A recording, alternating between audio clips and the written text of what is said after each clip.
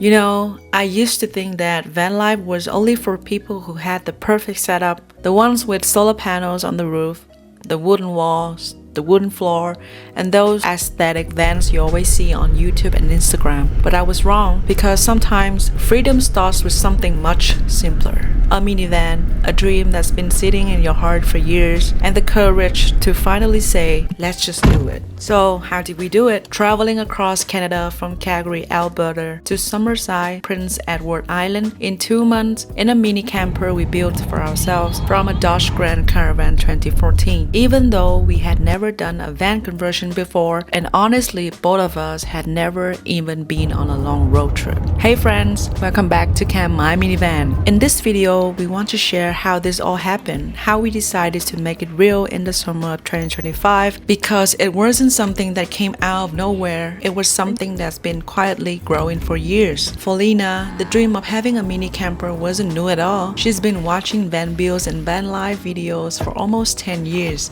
Yeah, you heard it correctly, 10 years. Just quietly keeping that dream alive. Every year, she would check back on YouTube, imagining how her van would look. And then life just went on. One day, I came to Canada and somehow that quiet dream became our shared one. We started talking seriously about it, not as one day we should, but as why not taking the trip this year? And that small conversation changed everything. At first, we had no ideas where to begin. So like everyone else, we opened up Marketplace thinking about maybe we could just buy a no mini camper, something that ready to go. But we couldn't find the one that actually fits what we're looking for. As summer got closer, we looked into pre-made van kits, the kind that cost you around $5,000 to $7,000 and could be installed or removed easily. That idea was tempting because it saved time, but the more we thought about it, the more it didn't feel right. We realized that what we really wanted wasn't just something functional. It needed to feel like home. We wanted to cook,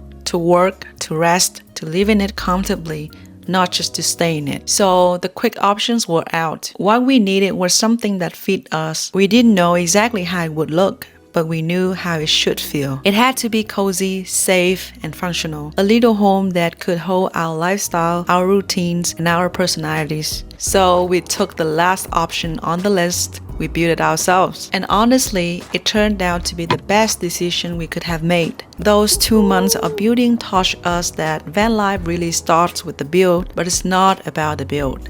It's what happens after, when you finally live inside what you created with your own hands and your imagination, that changes everything. We traded a 90 square meter apartment for a 6 square meter van, and somehow it still felt complete. We got smaller on the outside, but we grew so much on the inside. We found more time to connect with the nature, to see new places, to see our friends, and also to meet incredible people along the way. We learned that living minimalism doesn't mean losing your comfort. It means realizing how much abundance you already have when you start to pay attention to it. On the road, we became aware of things we used to take for granted. Water, electricity, even the simple act of having a roof over our head on rainy days. We learned to prioritize what truly mattered, to save our limited battery for what added value, to clean up our phones, delete the noise, and focus on what actually connects us to the world. We slept under skies so clear that we could see the Milky Way with naked eyes. We touched the icy water of Lake Superior and realized that even the largest freshwater lake can feel like an ocean with no borders. Some days were hard, and some were magical, but every single day felt alive. Prince Edward Island was technically our destination, but what we learned on the way was that it's never really about a destination. It's the journey that changes you. It's the meals cooked in parking lots, the laughter when things broke, the quiet mornings when the only sound was from the fridge fan. When you start building your own van, you're not just building a vehicle, you're creating a tiny world that reflects you. Every mistake, every fix, every improvement becomes part of your story.